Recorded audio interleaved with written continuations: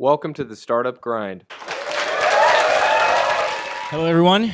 Can you hear me well? All right. If I could ask everybody in the back to go in front, so we have like 10 chairs here. So feel free to sit down in front. We don't bite, I promise you. Good evening, everyone. My name is Marek Zamečník, and I'm one of the directors of Startup Grind Bratislava. This is our fourth edition tonight, and I'm very, very happy that our speaker or interviewee is Michal Stencl from Sygic. He's the founder and CEO. Before we kick off this 45 minutes fireside chat, I would like to let you know that after the interview, we'll be having around 1 hour to mingle and get to know each other. So definitely use it. There are a lot of interesting people in the audience, so please use that time. Secondly, I would like to thank our partners for making this happen, namely KPMG supporting us all the way for the next 10 months. I would also love to thank our partners and media partners, and for tonight I would like to thank Impact Hub to hosting us tonight in this beautiful space. For those who are at the Startup Grind for the first time, we are a community of entrepreneurs. We are currently in 175 cities around the world. The whole concept started in Silicon Valley, and the whole value is about making friends, not just exchanging the business cards, but actually get to know each other and benefit from that and to kind of foster the whole community here. So without further ado, I would love to start. And please round of applause for Michal. Hi, thank you.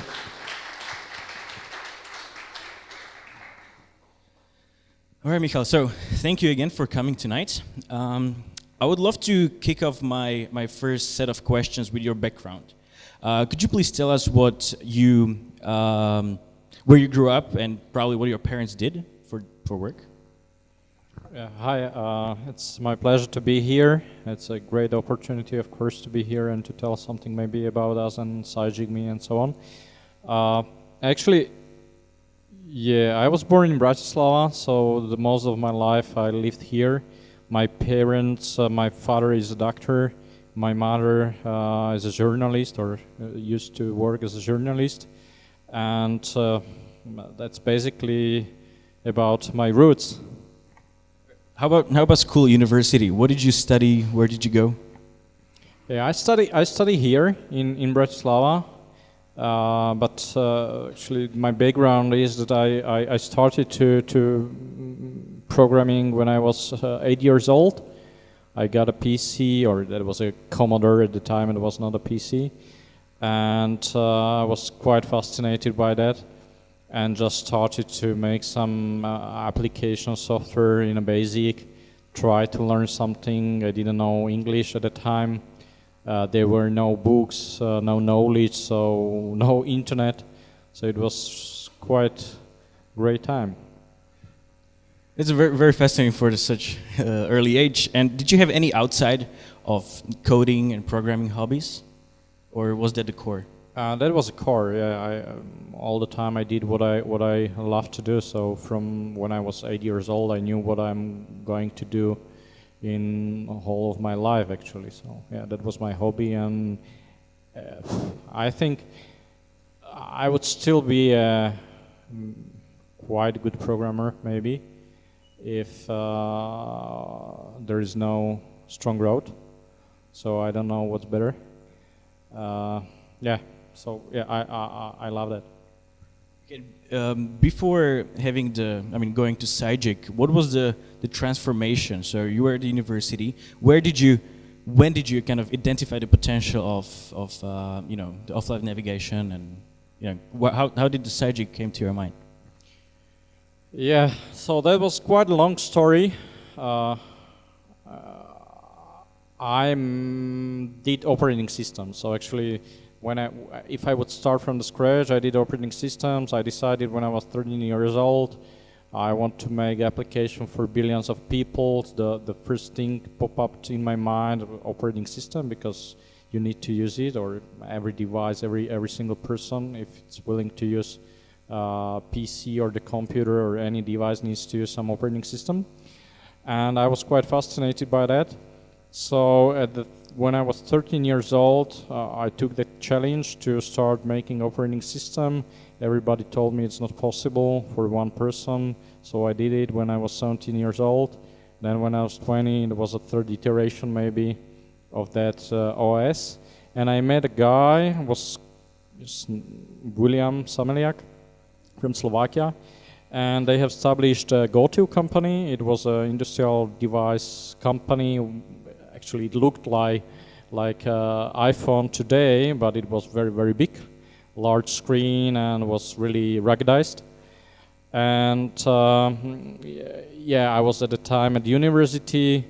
I got an offer to go to Silicon Valley to work for Being Incorporated to make operating systems out there. At the time, I think it was like $70,000 a year. And I decided to stay here to finish university and maybe then to consider to go back or to go to Silicon Valley. I met the girlfriend. She's my wife today. We have two great children. So yeah, that was the reason why I stayed. And when I was 20 years old, I met William, and he told me that that would be maybe a good idea to port my operating system into their devices. I decided, yeah, that might be a great challenge. I didn't know anything about those devices. I didn't know what is ARM. That was a new technology like x86, ARM technology, and so on. And I took a device, and within 4 weeks, I guess, I brought back a CD with the system cube that was running on their devices. So they presented it on a CeBIT, and we decided that just let's start a company and to make operating system or development tools for those devices. But during in the meanwhile, or during a time, I realized that there is no way. That was my first marketing lesson, that I have realized that it would be very, very hard to pursue developers or companies to work for some OS that could not exist maybe within 2, 3, 5 years. So they used to work on Microsoft Windows, and they wanted just to stay over there because that's a chicken egg problem. You don't have developers if you don't have users. You don't have users if you don't have developers. And William came to the office. So we've been on the same floor, I guess. That was just one room for us. And he told me that they have huge problems with the navigation provider, company Destinator, and they wanted to just get a port of Destinator to their devices, to their industrial devices, and it was already TomTom on the market, it was already Garmin on the market, and Destinator was a huge company, 300 people or something like that. No more exists, or yeah. And I said, okay, so that might be another challenge for me. So let's try it, and we can make a navigation system that can work on any device. So while I had some experience with operating system, I decided from the scratch to create navigation that could work on any device, not just for certain device. And they had huge problem with the Destinator, because Destinator was not able to port it, or it took a long time and so on. So I realized, okay, that might be an opportunity to make the navigation system for any device, for any operating system in the future, and start with the industrial customers, because I think it's quite important to start with B2B customers. First of all, those are many times early adopters. Those are companies or customers that are willing to pay more. Those are companies or customers that are willing to share their ideas about the future and so on. And I said, okay, that could be a future for Sygic, and we started just by visiting CeBIT, understanding what's the competition, who could deliver maps data, because we wanted to go on the global scale and so on. So you mentioned the first adopters. Could you maybe tell us the story, or like who it was and how did you approach them? Because maybe for many startups that's the crucial point in their lifetime of the startup to to get the first paying ones. How hard was it? Yeah, it was quite difficult, I would say. I would say the more difficult for us was that actually the map data was not ready for Slovakia. So we had to use the map data in Austria, and to test it, we had to travel over there, because if you have a GPS, then you cannot test it in the country where you don't have a data. So that was quite difficult for us. Another bottleneck was as well that there were two companies, Atlas and Navtec, that had a map data in a global scale, and we had no money, and they wanted to have a commitment. So they told us, pay us 150,000 euro a year, or commit to pay us 150,000 euro a year, and then we can serve you. And we had no money. So that was quite difficult, really, to be able to get the data from them, and at least to start making an application. So they didn't trust us that we can succeed, and so on. Do you remember any? Excuse me, but I did not answer your question how to find the first customer. So we did the first release of the application, and then went to the CeBIT and just try to understand the ecosystem. Who are those customers over there? CeBIT is that was the largest exhibition worldwide in Germany, in Hanover, and really to meet real people. Yeah, so to talk to them and so on, and to promise everything. Yeah, so actually that was the first step to do, to get the first customers to promise everything, and then when you get the first customer, then promise everything to second customer, and then if you have the second customer, to promise everything to third customer, and if you have three customers, then to try to really create the architecture how you can serve all these three, and then scale up. So it's something we call the lean method now, right? Basically, in famous words. Do you recall any mistakes you made when in the first years, or like something you would do differently in the very beginning? Because I think many young projects make a lot of mistakes, and can make the whole company go bust. Yeah, I think I was thinking about this question, but I think I was quite smart. Yeah, if I look back and try to find some mistake, I would say that I don't know why, but somehow I selected niche market.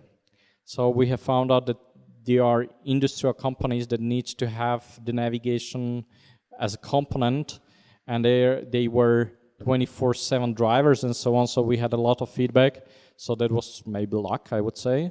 So I think that was a smart decision to go to the niche market, where we can charge premium, first of all. Then what was quite smart as well was that I tried to keep the architecture on the level that can be scalable. Because many times a lot of companies, and I have seen Destinator as well as a company that bankrupted actually because they were driven by just the sales force. So they try to fulfill any commitments they gave to their customers, and simply were not able to innovate any further. So we really try to keep like an 80-20 rule, just to cherry pick 80% of things that might be scalable for every single customer, and then maybe 20% that they can customize on their sides. So that was quite smart at the time as well. And the third smart thing I think I did was that I didn't start in Slovakia. I just went to CeBIT and tried to learn who are the suppliers for big players, who are suppliers for TomTom, who are suppliers for Garmin, and how the value chain and ecosystem works. So that helped us really to scale from the beginning and not to change architecture in the future. All right, so you're saying that first you started with B2B. We know that there are larger sales cycles with B2B. And on the other side, you still managed to grow quite rapidly.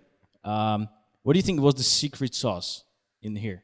Because you have to make a lot of partnerships, etc. I mean, but you managed very well to do it quite quickly.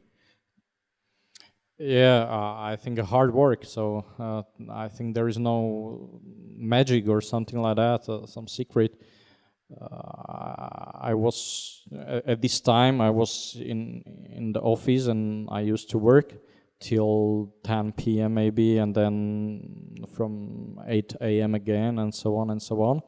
But I think what's very important for every single startup is really, if it's technology startup, to keep technology as its core and to keep the architecture, and still consider and think from the architecture perspective how easily to scale up the business in the future, because the technology is solving the problems, and it's not vice versa. So many times a lot of companies started to be very fragmented because they try to serve every single customer, and somehow within a 1 to 2 year they were not able to serve anyone anymore, because the technology was just the crap. From the beginning, did you have any support in terms of finance? A lot of startups, they first thing they look for is funding, and then I create my product and then I go to market. Did you go this way, or did you go organically? Yeah, I had some. Actually, I invested my time and some money I had because I started before some internet cafe software and so on. That was just something that gave me money, I would say. Was not a passion or something like that. But I think that I have seen some graph, and I have seen that most companies that have been seeded by that got some money from seed capital were not successful, so were not able to succeed. And those companies that were able to find customer before they got investment was much more successful in the future, and I know why. So that's maybe the magic. You probably also worked out the marketing strategy quite well.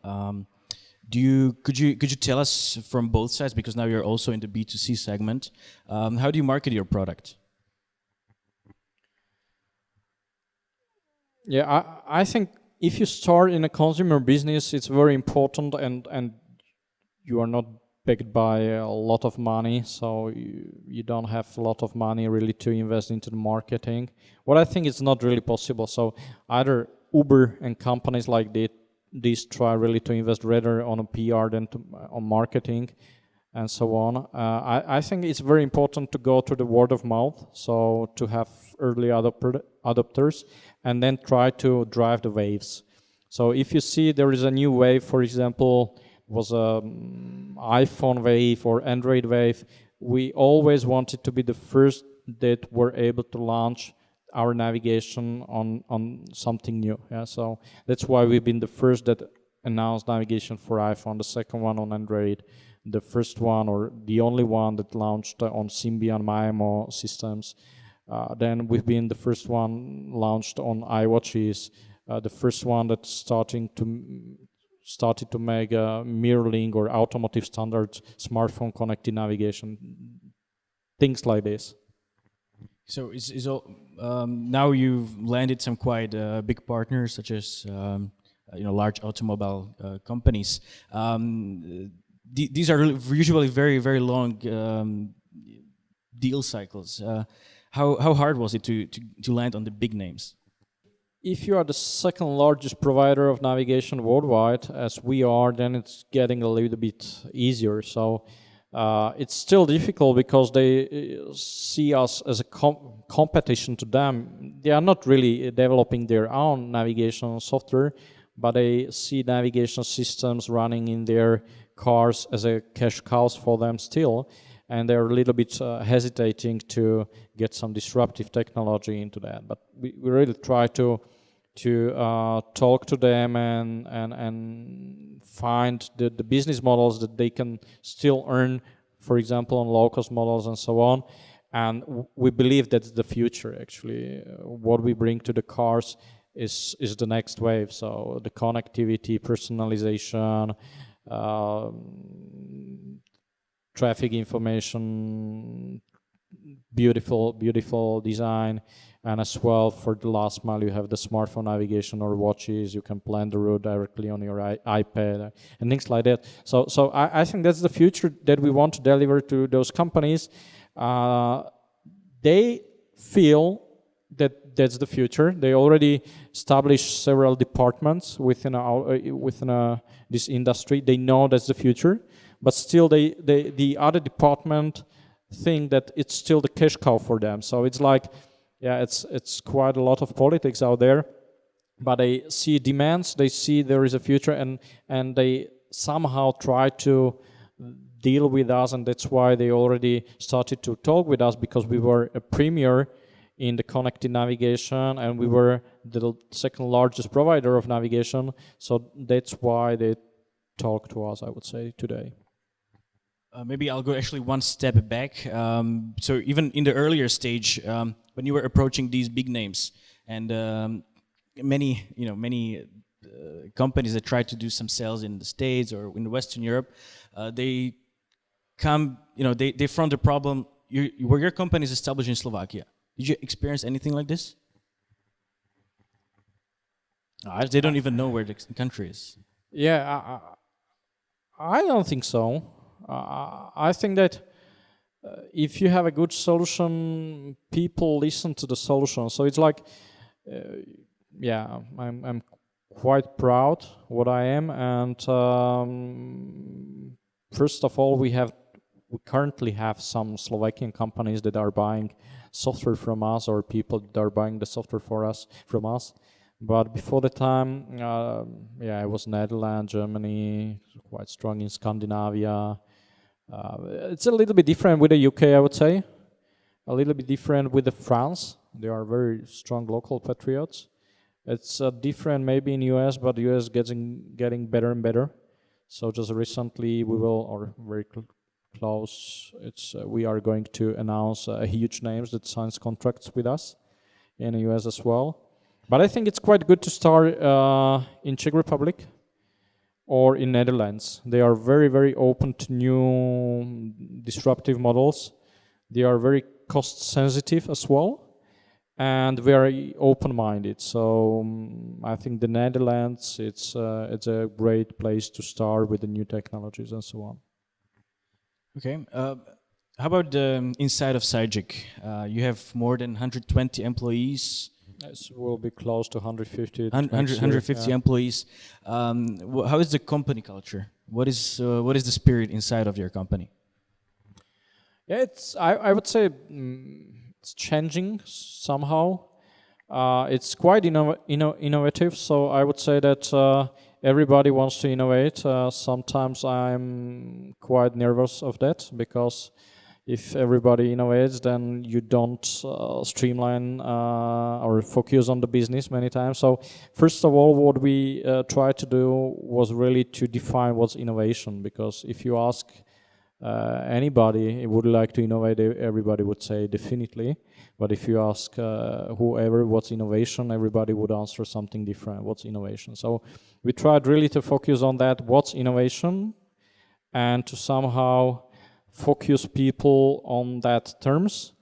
And then we say, okay, let's innovate. That's why we have innovation days, for example, every third month, where we get still better and better results. First innovation day was like 10 innovations, and maybe one or two were quite great. The second one was even better, and third was like that 10 of 15 was great.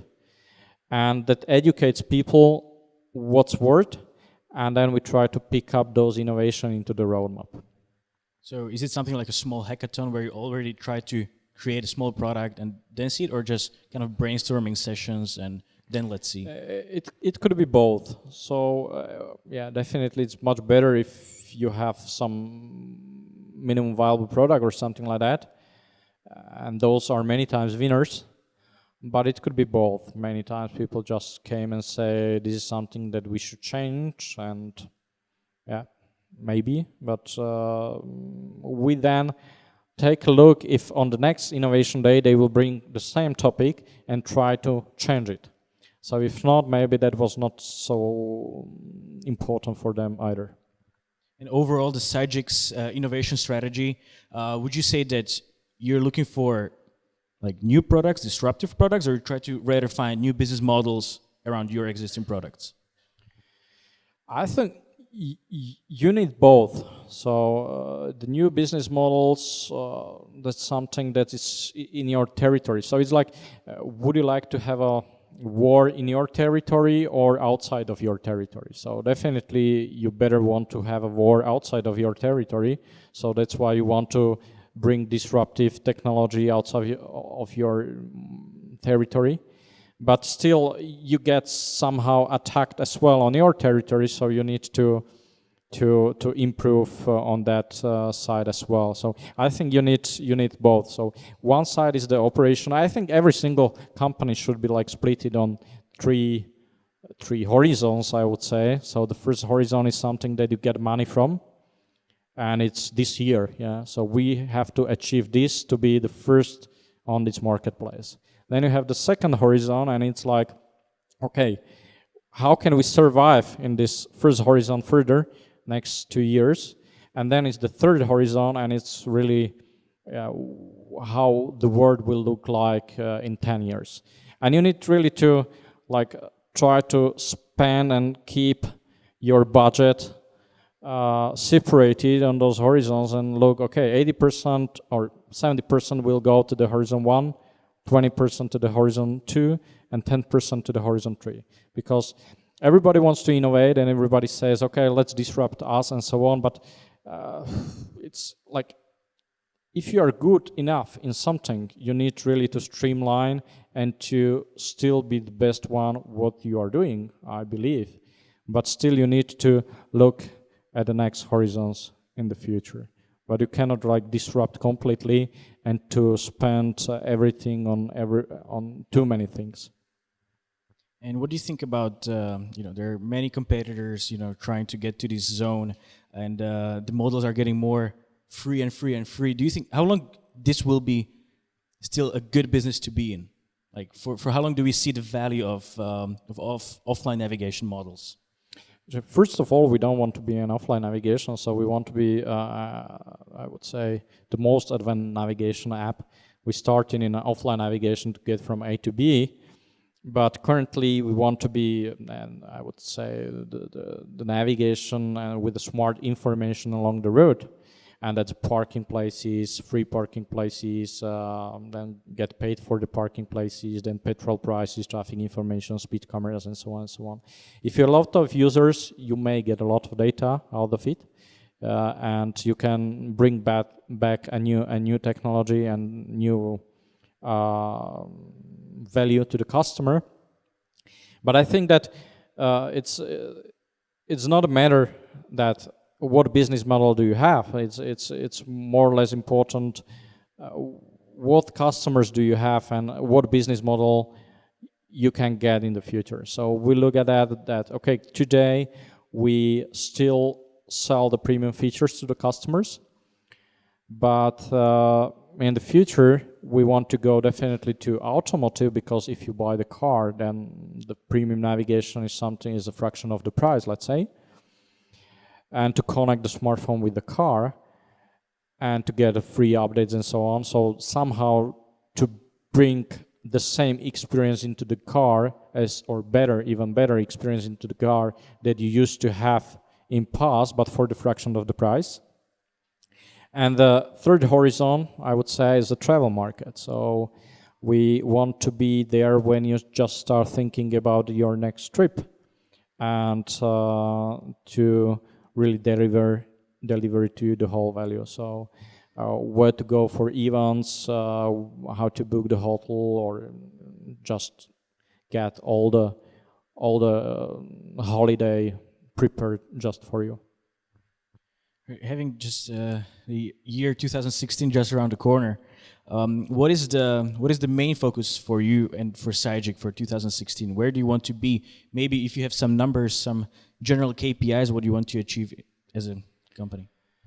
Yeah, we want to increase the engagement, definitely. So the KPIs to have 1 million users on a daily basis, for example. Then we have a KPI 50% of every single smartphone connected to the car to use Sygic navigation. So automotive, definitely. And then to open the travel market for us. Could you maybe reveal some how you want to achieve it, or is it something non-disclosable? Which one? How would you like to get to these numbers within 2016? Yeah, actually, we just started OKRs, so it's objectives, key results, and we just define the objectives and then trying to define the key results. I think that there's a lot of ideas how to do that. One of that is maybe the gamification, another of that is really to add more value to customers, commuters, and so on.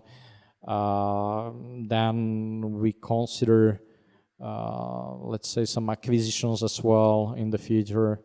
And then we have just hired a great senior guy worldwide on the worldwide level in the automotive to help us to grow that unit. Okay. Before jumping to my next topic, I just like to let the audience know that we are also using Slido tonight. Maybe it's in the back, but the hashtag is hashtag SUGBA.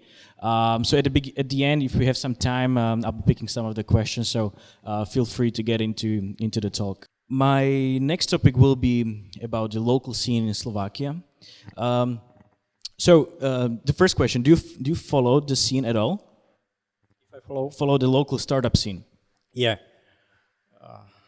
Yeah. Do you have any startups that you think have great potential and that could, well, what are the most promising projects you see here?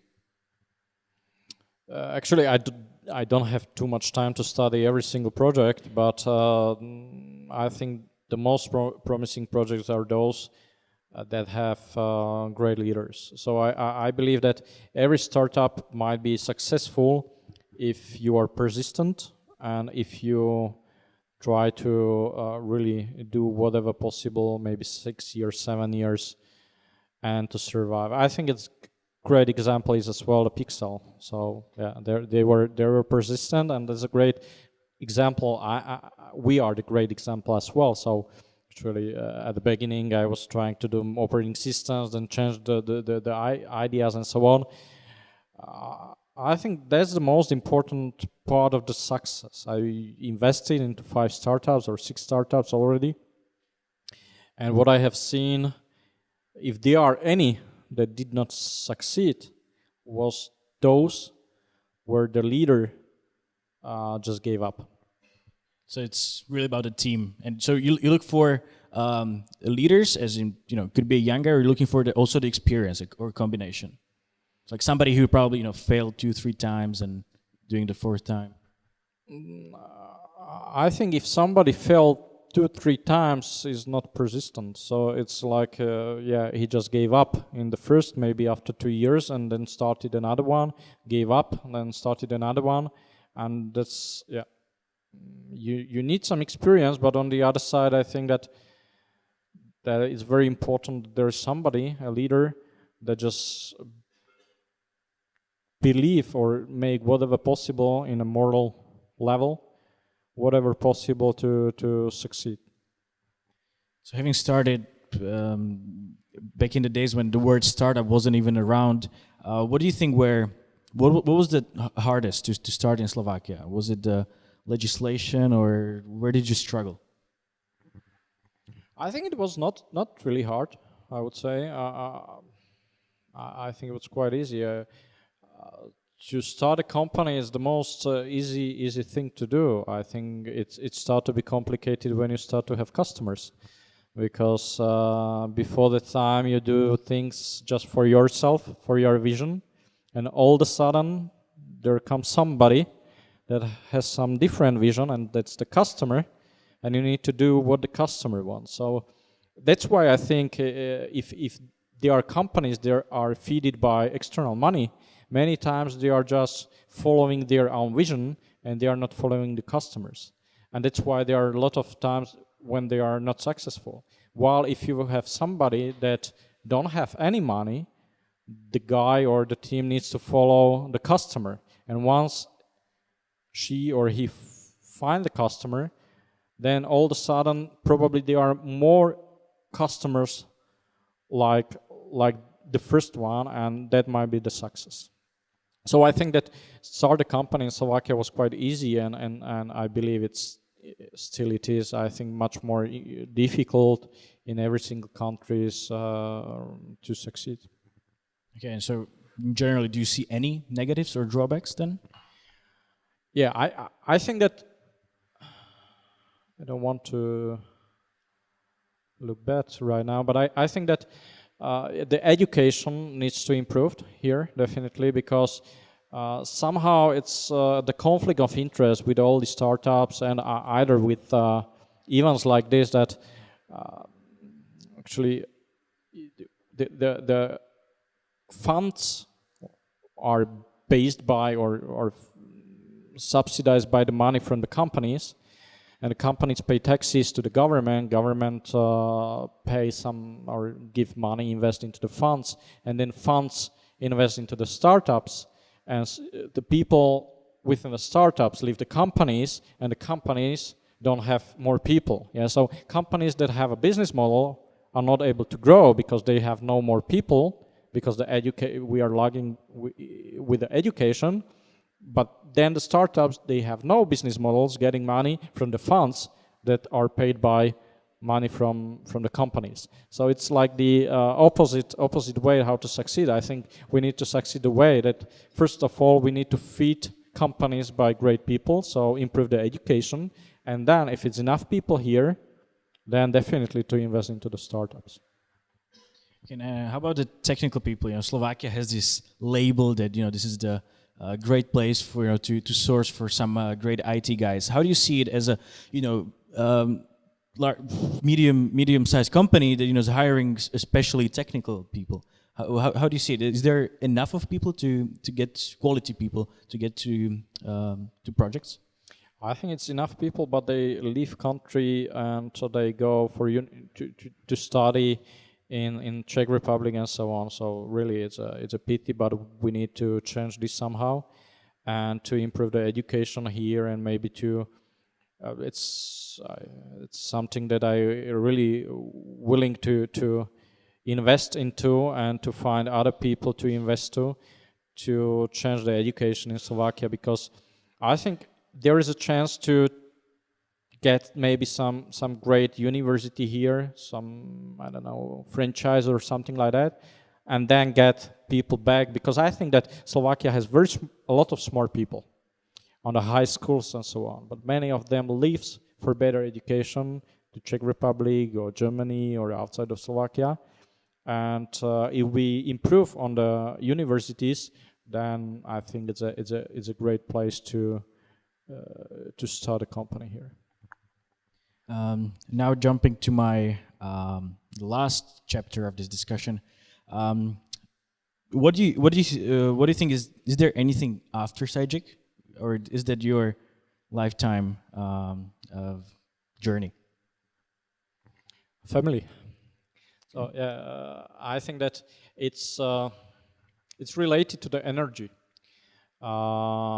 Definitely, I would do things differently if I'm not in the Sygic anymore right now and I'm going to start a company. I would go from a different perspective, because I don't have as much energy as I used to have maybe 10 years ago. But if I would talk what I would start, maybe I was all the time thinking about the robotics and artificial intelligence. I think that's a great technology, and that's the future, because our hands are not strong enough, and I think the robots are much better in many things that we are, but we need to use our brains and to create the artificial intelligence and to improve things that way. So definitely artificial intelligence, robotics, and education through the games and gamification and so on. So I think that what Komensky already said, that educate through the games, I think is the future. And if I take a look at my son, for example, or my daughter, I see that if she take a look at the game, she just spent 1 hour or 2 hours, and she can learn a lot. And as a father, I would rather ask my children to use games to learn something as to just waste time on games. So I think that education through gamification will be a huge next wave. Okay, so you're saying that maybe you would start another company within these sectors.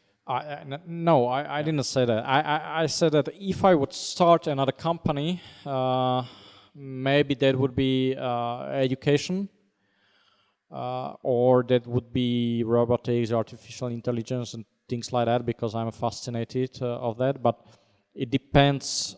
It depends if there are still challenges in front of me, and if I have still a lot of energy in Sygic, and I believe I still do have. And there is plenty of things we can do, and I think that the market it's extremely huge, especially in the automotive and travel market. It will completely change, and that's the challenge for next 4 or 5 years, and then probably I need to invest some of my time to my family as well.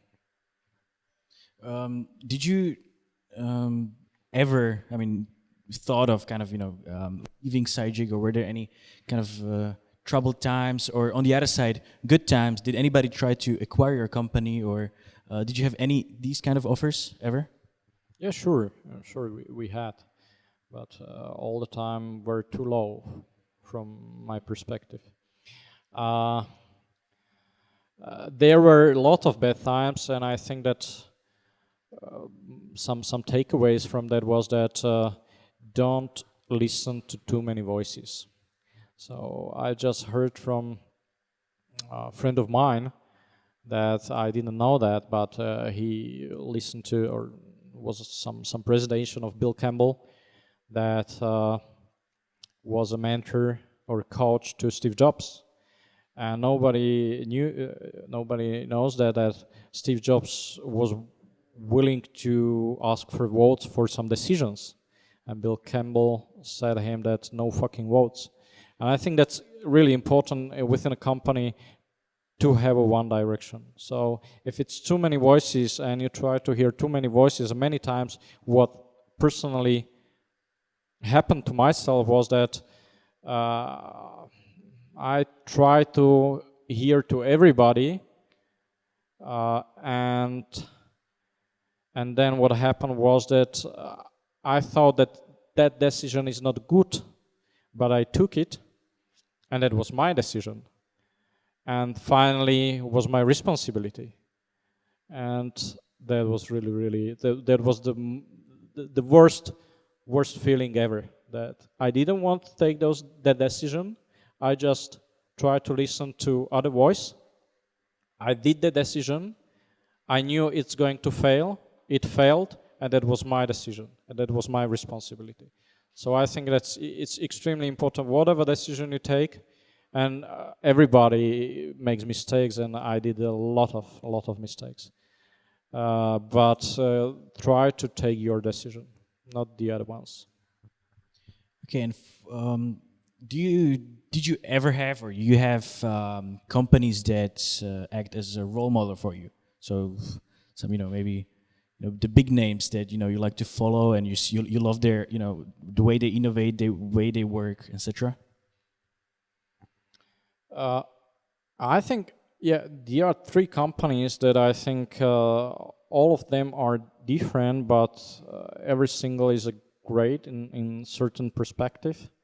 Apple definitely for thinking different, so they try to look at things from a different perspective, and they really are extremely focused. So one of the value within our company is definitely focus, because if you are focused on the customer and on the best one thing, then you can make it really the best one. If you make too many things, then you cannot make anyone the best one. So I think Apple really that is able to focus on the most important thing. Then Amazon for being very cost optimized, I would say. So they are very much focused on whatever they can optimize in the future. They have no profit currently. They have a very aggressive growth culture, but whatever they can optimize within a company, they create a new industry from the company. So that's like cloud services. Currently, they're thinking about the logistics and so on and so on. So the processing and things like that in Amazon, they are great really to find the opportunities they can optimize within a cost structure. And definitely then Google as well for like trying to be innovative in many things. I'm not sure how they want to further innovate, or they need to streamline, because they are like waves in their company as well. That first of all, that was a fireworks. Currently, they want to streamline things. But I think it's important within every single company that if you want to innovate, sometimes you need really to make fireworks, because then if you don't have one gun like Apple, that you have just one shot and you are very focused on it, or you can shot the target, that much better is to make fireworks. Yeah? And then maybe there are thousands of shots and maybe you will shoot the target. But the question is how you spend those other shots within a firework. So every single company, I think, needs to atomize units within a company, trying to get another customer and then back to streamline the business. All right. Now, actually, we have a couple of more questions in the background. So maybe we just pick one or two. Which one would you like to answer? Okay, let's go for the one that has the most votes. How are you going to compete with Waze in the online game? I think that what we do is rather to focus on travelers. So people that needs to use navigation, either if there is no internet connection, and many times it happens. For example, either I was in London, and maybe 40 times it dropped the connection while I drive during London. So the connection is still not as accurate, and we look from a little bit different perspective. Definitely, the Waze is more about the gamification. All those features that they have, we do have as well. It's more about the collecting points and these kind of things. We've been considering as well the loyalties and the points and the gamification within a product, but want to go a little bit different direction. So rather to be more like the premium features, things like junction views and 3D, and much better to customize in the car. And so we are going a little bit different direction. Second question. Is free navigation a business threat? Yes, but it's an opportunity as well. So we already have a freemium model. We are growing. I think that totally in the number of downloads, we have like 120,000 or 150,000 downloads a day, and we are still growing. So it's threat. But on the other side is a huge opportunity as well, because as I have mentioned, we want to go to the travel market and to the customer base we already have. We want to give free navigation in the future as well, but we want to earn money on the affiliate services. So if you book restaurants, for example, go through Sygic. If you book event, go through Sygic. If you want to spend some time somewhere and to take a trip around the city, go with Sygic, and we will find some spots over there to go to museum or I don't know, cinema and so on. And you can just click and don't spend the time, for example, in the row, waiting for a ticket. Right. So that's the time is up. Actually, we have just finished on time. Guys, thank you very much, and thank you, Michal, very much for joining us tonight. I think it was very inspiring what we heard, and where Sygic is going, and we can definitely take an example here. So please, round of applause for Michal. Thank you.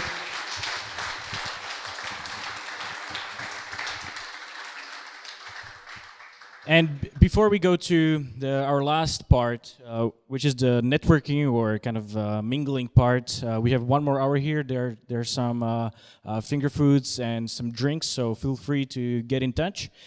Next Startup Grind, our 5th edition, will be taking place at the Faculty of Management at the University, Comenius University, and we'll be interviewing Peter Zalešák from Naj Elektrodom. So something I didn't mention before, Startup Grind is a concept that travels around the hubs. So we take university as a very important stakeholder in the startup ecosystem. So that's why university, then we'll probably be going to Spot, Connect, etc. So please guys, stay tuned, and I hope you liked it tonight. And yeah, please enjoy. Thanks a lot.